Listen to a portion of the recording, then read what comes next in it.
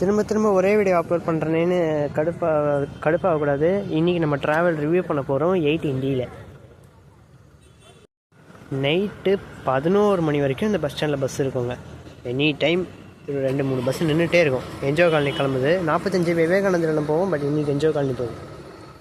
Last சிங்கிளில் அவங்கள காக்கா கூட கிடையாது இந்த பஸ்ஸில். இப்போது மணி இப்போது 9:48, 10 மணிக்கு இந்த பஸ் எடுப்பாங்க.